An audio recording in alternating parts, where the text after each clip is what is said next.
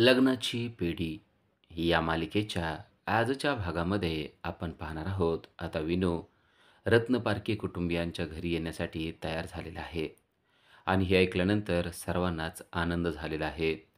विनू सर्वांना सांगतोय की मला देखील तुमच्याशिवाय करमत नाही आणि हे ऐकल्यावर रत्नपारखी कुटुंबीय आनंदी होतात आणि ते म्हणतात की विनू चल, आपल्याला आत्ताच्या आत्ता जायला पाहिजे.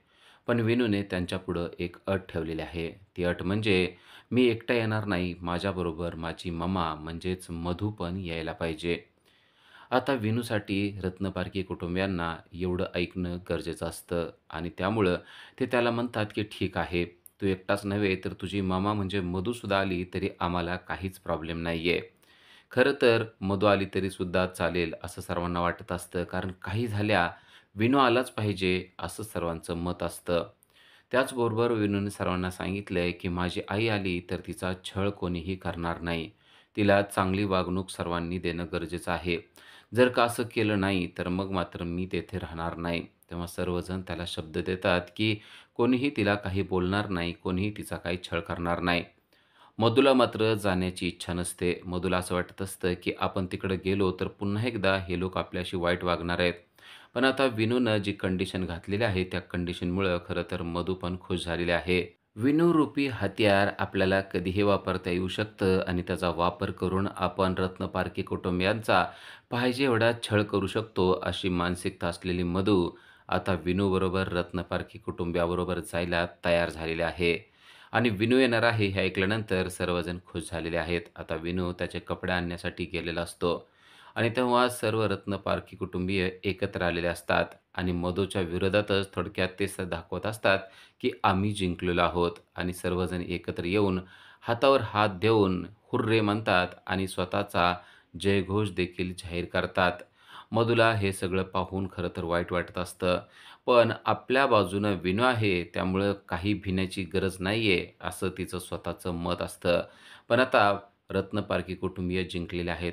कारण त्यांनी ठरवलेलं होतं, की आपण विनूला मधूच्या घरून काढायचं आणि आपल्या घरी घेऊन यायचं आणि ती गोष्ट आता सक्सेस झालेली आहे.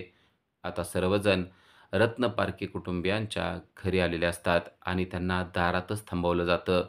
दारातच थांबवून त्यांचं औक्षण करायचं आहे, असं लांबूनच आलेल्या सावीने सांगितलेलं असतं. सावी औक्षणाचं ताट घेऊन आलेली असते आणि ती म्हणते, की "मला आईनं फोन केला होता, त्यामुळं मी औक्षण करण्याचं ताट तयार केलेलं होतं. आई, मी बरोबर केलं ना गं?" असं ती सिंधूला विचारते. तेव्हा सिंधू म्हणते, "100% तू बरोबर केलेलं आहे." विनू म्हणतो, की "मी सावी तुला खूपच मिस करत होतो." तर सावीसुद्धा विनूला म्हणते, की "मी सुद्धा तुला खूपच मिस करत होते." आता सावी विनूला औक्षण करणार असते. मधूचा मात्र चेहरा पडलेला असतो. आपल्याला या घरामध्ये कसलंही स्थान मिळणार नाहीये, अशी जाणीव तिला होत असते. सावीने औक्षणाचं ताट आणलेलं असतं, पण आता रुक्मिणी तिला थांबवते. रुक्मिणी म्हणते, की "तू कोणाचंच औक्षण करू नको, कारण मी सगळ्यांचं औक्षण करणार आहे." असं म्हणून आता स्वतः रुक्मिणीनं ते ताट घेतलेलं असतं आणि आता दारामध्ये राघव, सिंधू, विनू आणि सावी असे चौघजण उभे असतात. खरं तर सिंधूच्या कुटुंबाचंच हे औक्षण होणार असतं आणि त्यामुळं चौघंही खुश झालेले असतात. पण याच वेळेला मधू पाठीमागे उभी असते. माझी आई म्हणजेच मधू ही पाठीमागे उभी आहे या गोष्टीची जाणीव जेव्हा विनूला होते, तेव्हा विनू औक्षण करायचं थांबवतो आणि सांगतो, की "माझं औक्षण करण्यापेक्षा माझ्या आईचं औक्षण करा." तेव्हा सिंधू म्हणते, की तिचंही औक्षण करूया आणि तुझंही औक्षण करूया. त्याच्या मनामध्ये नक्की काय आहे ते सिंधूला समजलेलं असतं आणि ती मधूला म्हणते, की "मधू, तू सुद्धा पुढे ये." खरं तर रुक्मिणीला ही गोष्ट पटलेली नसते. मधूला घरात सुद्धा घेण्याची तिची इच्छा नसते. पण विनूच्या बोलण्यापुढे सर्वांना मान झुकवावीच लागते. विनू स्वतः मधूचा हात धरून तिला पुढं घेतो आणि या गोष्टीमुळे मधू मात्र पुरती खुश होते. खरोखरच विनू आपला आहे आणि विनू आपल्याला पाहिजे ते स्थान मिळवून देऊ शकतो, या गोष्टीची जाणीव मधूला झालेली असते. पण विनूच्या खुशीसाठी सर्वजण मधूचं ऐकत असतात. आणि विनू सांगतो, की माझ्याबरोबर मधूचं देखील औक्षण व्हायला पाहिजे. तेव्हा सर्वजण मधूला देखील पुढं घेतात आणि आता मधूचं देखील औक्षण केलं जातं. या गोष्टीमुळे मधू मात्र पुरती खुश झालेली आहे. कारण विनूमुळे का होईना पण पुन्हा एकदा रत्नपारखी कुटुंबियाच्या घरामध्ये आपलं स्वागत होत आहे असंच भाव तिच्या मनामध्ये येत असतात. विनूचं आणि मधूचं औक्षण केलं जातं आणि त्या दोघांनाही घरात बोलवलं जातं. रुक्मिणीच्या मनात नसताना देखील तिला मधूचं स्वागत करावं लागत असतं. विनूसाठी सगळ्या गोष्टी सोडून देऊन ती तिचं औक्षण करते आणि त्यानंतर राघवचं देखील औक्षण करते आणि सर्वांनाच घरामध्ये घेते. आता सर्वजण घरामध्ये आलेले असतात, तेव्हा राजश्री सर्वांना म्हणते, "आता सर्वांना भूक लागलेली असणार आहे. सर्वजण छानपैकी हातपाय धुवून या. मी सर्वांचे आवडते पदार्थ तयार करून ठेवते आणि पटापट आपण जेवण करूया." राजश्री सर्वांसाठी जेवण बनवणार आहे हे ऐकल्यानंतर सर्वांनाच आनंद होतो. सावी आणि विनू यांना तर खूपच भूक लागलेली असते आणि आता ते दोघे तर धावत पळतच घरामध्ये जातात. आता सर्व सदस्य घरामध्ये येत असतात. पण त्याच वेळेला मधू आणि सिंधू मात्र पाठीमागं थांबलेले असतात. मधू सिंधूला सांगते की तुला वाटत असेल अशा बारीक बारीक गोष्टी केल्याने विनू तुझ्यावर खुश होईल, पण तो तुझी आई म्हणून कधीही स्वीकार करणार नाही, एवढं लक्षात ठेव. मधूचं ते बोलणं ऐकून सिंधू तिला सांगते की विनू हा माझा मुलगा आहे. मी त्याची आई आहे आणि एके दिवशी ही गोष्ट त्याला पटेल. तू जो सज्जनपणाचा मुखवटा घालून ठेवलेला आहेस ना, तो मुखवटा जास्त काळ टिकणार नाहीये. कारण मुखवटे जास्त काळ टिकत नसतात, ते गळून पडतातच. त्यामुळं तुझं खरं रूप त्याच्यापुढं एके दिवशी तरी येणारच आहे. जस्ट वेट अँड वॉच असं म्हणून सिंधूने मधूला चॅलेंज केलेलं असतं. मधू देखील म्हणते की मी तुझं चॅलेंज ॲक्सेप्ट केलेलं आहे. सिंधू मात्र तिला जास्त बोलत बसत नाही. सिंधू तिच्याकडून निघून जाते. कारण सिंधूने एक डाव तर जिंकलेला आहे. सिंधूने विनूला घरी आणलेलं आहे. आता सर्वजण जेवायसाठी बसलेले असतात आणि मधू विनूच्या जवळ बसत असते. विनूला तिने जेवण वाढलेलं असतं आणि विनूच्या जवळ बसून ती त्याला भरवणार असते. सर्वजण विनूकडं पाहत असतात. खरं तर सिंधूची इच्छा असते की विनूला भरवावं म्हणून. पण मधू मात्र ती जागा देणार नाही ही गोष्ट सर्वांना माहीत असते आणि त्याचप्रमाणे मधू देखील विनूच्या जवळ बसलेली असते आणि विनूला एक एक घास आपण भरवायचा आणि विनूच्या मनामध्ये असलेलं प्रेम आपण द्विगुणित करायचं असा विचार तिच्या मनामध्ये असतो आणि त्याला आवडणारे सर्व पदार्थ तिनं पानामध्ये वाढून घेतलेले असतात. आणि त्याच वेळेला राघव एक आयडिया करतो की जेणेकरून मधू तिथे बसणार नाही आणि तिला उठून जावं लागेल असा विचार करून त्याने तिच्या अंगावर पाणी सांडलेलं असतं आणि पाणी सांडल्यामुळे आता मधूला उठावंच लागतं. मधूला कपडे चेंज करण्यासाठी जावं लागतं आणि तीच संधी असते त्या ठिकाणी सिंधूला आणण्याची आणि मधू निघून जाते आणि बरोबर तेव्हा सिंधू त्या ठिकाणी येते.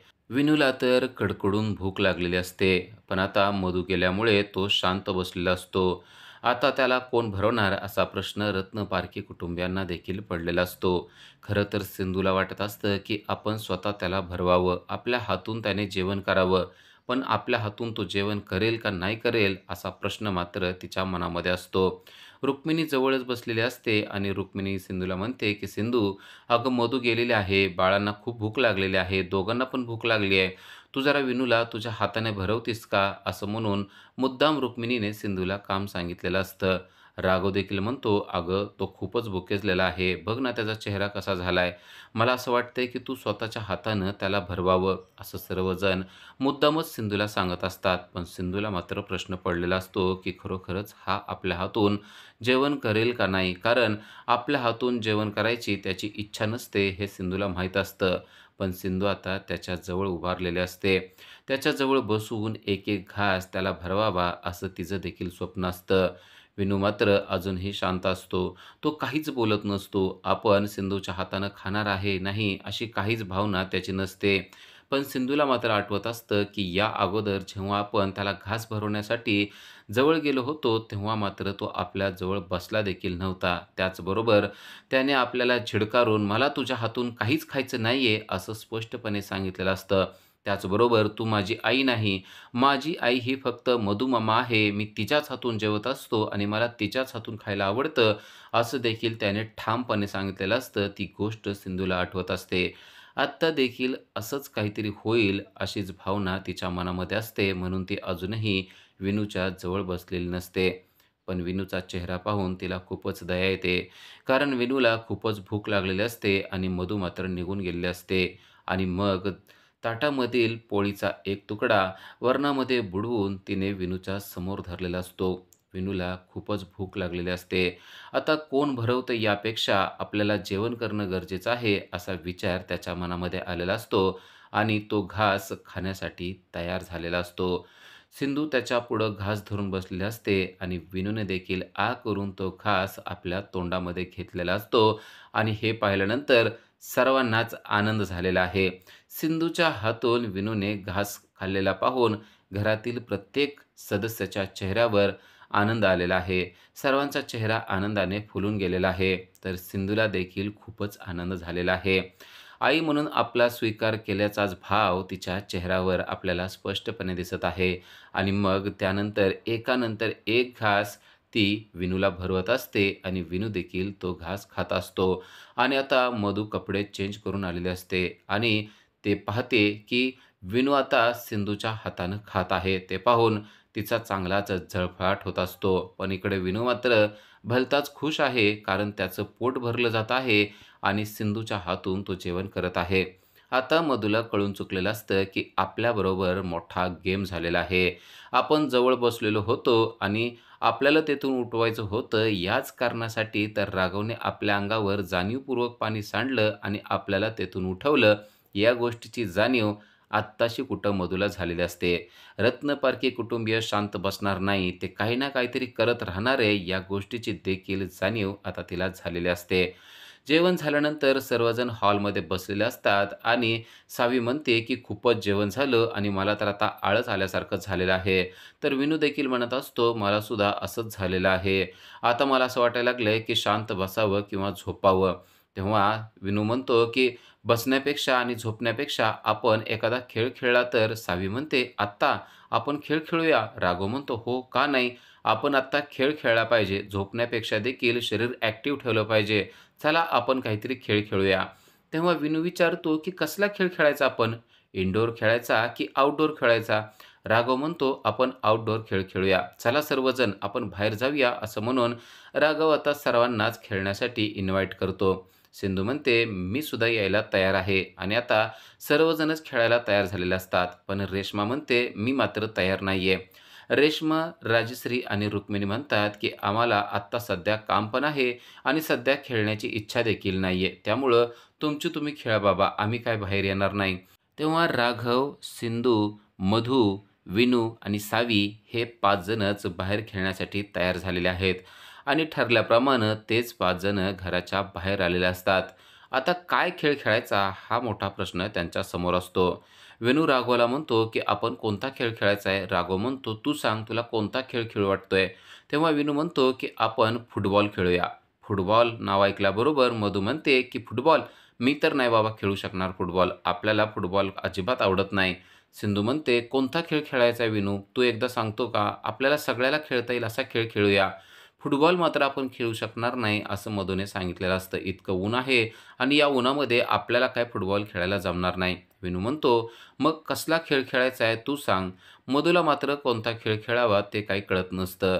तेव्हा राघव म्हणतो, फुटबॉल हाच खेळ चांगला आहे ना, आपण खेळूया सर्वजण मिळून, त्याला काय होतंय? पण मधू मात्र हा गेम खेळायला तयार नसते. तेव्हा सिंधू म्हणते, माझ्याकडं एक गेम आहे. तो कोणाला आवडतोय का बघा. मला तर वाटतंय मी सांगितलेला गेम सर्वांनाच आवडेल. सर्वजण विचारतात की कोणता गेम आहे तो? तेव्हा ती सांगते की 3 पायाची शर्यत. हे ऐकून सर्वांनाच नवल वाटतं. 3 पायाची शर्यत ती काय असते? असा प्रश्न आता विनूने केलेला असतो. तेव्हा सिंधू सांगते की आपल्याकडं एक टीम करायची. दोघांची एक टीम करायची आणि त्या टीममधल्या दोघांचा एक-एक पाय बांधून टाकायचा आणि तो पाय बांधून शर्यत लावायची आणि जी टीम जिंकेल त्यांचा पहिला नंबर आला आणि त्यांना बक्षीस द्यायचं. हे ऐकून विनू तर एकदम खुशच होतो. तो म्हणतो, अरे वाह! हा तर एकदम भारीच गेम आहे. हाच गेम आपण खेळूया. सिंधू म्हणते, पण सर्वांना आवडेल का तो गेम? आता सर्वांचं मत घेतलं जातं. मधू देखील फुटबॉलपेक्षा याच खेळाला पसंती देते आणि म्हणते, ठीक आहे, हा खेळ मी खेळू शकते. तेव्हा राघव म्हणतो की तुम्ही चौघे 2-2 ची टीम करा. मी तुमचा अंपायर होतो आणि कोण कसं खेळतंय याकडे बारकाईने लक्ष देतो आणि आता टीम करायचं ठरतं. पण कोण कोणाच्या टीममध्ये खेळणार यावर मात्र एकमत होत नाही. म्हणजे सावी आणि सिंधू यांची टीम असणार का सावी आणि मधू यांची टीम असणार यावर एकमत होत नसतं. तेव्हा राघव म्हणतो, आता यासाठी आपल्याला चिठ्ठ्याच काढाव्या लागतील. आपण चिठ्ठ्या काढूया आणि त्याप्रमाणे टीम बनवूया. त्याप्रमाणे 2 चिठ्ठ्या केलेल्या असतात. ज्या व्यक्तीचं नाव निघेल ती व्यक्ती सावीबरोबर टीम करणार असं ठरतं आणि राघव विनूला म्हणतो की यातली एक चिठ्ठी तू उचल. पण मधूला मात्र अचानक काय होतं आणि मधू म्हणते की नाही, मला असं वाटतंय की विनूपेक्षा ही चिठ्ठी सावीने उचलावी. कारण तिला असं वाटत असतं की आपली आणि विनूची टीम तयार व्हायला पाहिजे आणि हे लोक काही करून चीटिंग करू शकतात. म्हणून ती म्हणते की मला असं वाटतंय की ही चिठ्ठी सावीने उचलावी आणि सावीने उचलूनच यामध्ये फायनल काहीतरी कळेल. राघव म्हणतो, ठीक आहे, तुला असं वाटत असेल तर आपण सावीला उचलायला लावूया. मधूच्या मनामध्ये भीती असते की तिला सावीबरोबर खेळावं लागेल. तिला विनूबरोबर टीम करायची असते आणि विनूबरोबर टीम करून ती जिंकायची असते आणि सिंधूला कमीपणा दाखवायचा असतो. आपण जर का विनूबरोबर जिंकलो तर विनू आपलं कायम ऐकत राहणार या गोष्टीचा फायदा तिला घ्यायचा असतो आणि त्यामुळंच तिला विनूबरोबरच टीम करायची असते. राघव म्हणतो, ठीक आहे, जर का तुला असं वाटत असेल की सावीने चिठ्ठी उचलावी तर सावी चिठ्ठी उचलेल. आम्ही काही चिटिंग करणार नाही. आणि विनू देखील खुश झालेला असतो. आता आपण कोणाच्या टीममध्ये जातोय हेच त्याला पाहायचं असतं. आणि आता 2 चिठ्ठ्यापैकी एक चिठ्ठी सावीने उचललेली असते आणि सावी चिठ्ठी दाखवते. राघव तो चिठ्ठी वाचतो आणि त्यावर लिहिलेलं असतं मधू. मधूला पुन्हा एकदा धक्का बसलेला आहे. मधू आता सावीच्या टीममध्ये गेलेले असते आणि आता सावी आणि मधू यांचा पाय बांधण्यात येणार असतो. तर सिंधू आणि विनू यांचा पाय बांधण्यात येणार असतो आणि त्यानंतर टीम तयार होते. आणि जेव्हा खेळायला सुरुवात होते तेव्हा मधूच्या हातामध्ये दुसरी चिठ्ठी पडते. त्यावर देखील मधूच लिहिलेलं असतं. आता मधूला पुन्हा एकदा समजलंय की आपल्याबरोबर गेम झालेला आहे. आपल्याबरोबर चीटिंग झालेली आहे आणि त्यांना जे काय करायचं होतं तेच राघव आणि सिंधू यांनी केलेलं आहे.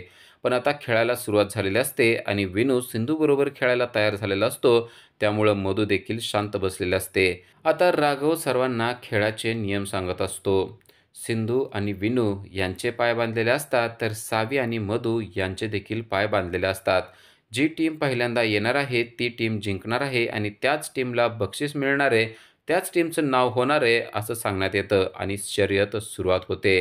विनू आणि सिंधू हळूहळू पुढे जात असतात तर मधू आणि सावी देखील पुढे जात असतात. सावी थोडी हळू चालत असते तर मधू तिचा हात धरून तिला फरफटत ओढत असते. सावी मधूला म्हणत असते की तुमच्या एवढा माझा स्पीड नाही आहे, मला तुमच्या एवढं फास्ट चालता येत नाही आहे. मधू म्हणत असते की असंच करतेस तू, तुला जिंकायचं नाही आहे का, चल जरा फास्ट चल असं म्हणून तिला ओढत ओढत तिची फरफट करत करत ती ती तिला पुढं घेऊन जात असते. सावीला मात्र पाय लवकर उचलता उचलत नसतो. पण मधू मात्र तिचं काहीच ऐकत नसते. मधूला काही केल्यास जिंकायचं असतं आणि त्यामुळे सावीची चांगलीच फरफड तिने केलेली असते. तर इकडे सिंधू आणि विनू देखील चालत असतात आणि तेवढ्यात विनू अडखळतो आणि खाली पडतो. विनूला आता उठणं होत नसतं आणि चालणं देखील होत नसतं. विनू म्हणतो, आता मला चालणं शक्य नाहीये, मी आता थोडंही चालू शकणार नाहीये. तेव्हा सिंधू त्याच्यावर जवळ थांबते आणि ती त्याला कॉन्फिडन्स द्यायला लागते. ती त्याला सांगते, बाळा काय होत नाहीये, आपल्याला ही शर्यत जिंकायची आहे, पण त्यासाठी अगोदर तुझी मानसिकता नीट करणं गरजेचं आहे. तू डोळे झाक आणि असं समज की आपण एका खेळाच्या मैदानावर आहोत आणि आपल्याबरोबर बरेचसे प्लेयर आहेत आणि आपल्याला त्यांच्या पुढं जायचं आहे. सांगितल्याप्रमाणे विनूने डोळे झाकलेले असतात आणि सिंधू जसं सांगते तसा विचार तो करत असतो. त्यालाच खरं तर जुनं आठवत असतं की आपण या अगोदर कशी शर्यत जिंकलेलो होतो. आपण तेव्हा शर्यत जिंकणार की नाही असा मोठा प्रश्न आपल्यापुढं होता. पण तेव्हा देखील आपल्याला डॉक्टर काकूनेच सपोर्ट केला होता आणि डॉक्टर काकूनेच आपल्याला प्रमोट केलं होतं हे देखील त्याला आठवत असतं आणि तेव्हाच आपण ही शर्यत जिंकलेलो असतो हे देखील त्याला आठवत असतं. आत्ता देखील आपण खाली पडलेलो आहोत तर आपल्याला डॉक्टर काकूच प्रमोट करत आहेत, आपल्याला सपोर्ट करत आहेत आणि आपण जिंकू शकतो असा कॉन्फिडन्स देत आहेत. ही गोष्टसुद्धा त्याला पटत असते. उद्याच्या भागामध्ये आपण पाहणार आहोत की सिंधू आणि मधू यांचं चांगलंच भांडण लागलेलं आहे. मधू सिंधूला म्हणत आहे की तू खरंच आई होण्याच्या लायकीची नाही आहेस, कारण आज तुझ्यामुळे या विनूचा जीव गेला असता आणि या गोष्टीमुळे सिंधूला मात्र भलताच राग आलेला असतो. सिंधू म्हणते, "तू काय बोलतेस? तुला कळतंय का?" तेव्हा मधू म्हणते, "हो, मी जे काय बोलते ते योग्य आणि स्पष्टपणे बोलत आहे. साधी गोष्ट तुला कळत नाही का? तू विनूला गाडीमध्ये ठेवलं होतंस आणि त्याचा हँडब्रेकसुद्धा तू लावलेला नव्हतास. काय झालं असतं त्याचं हे तुला कळतंय का?"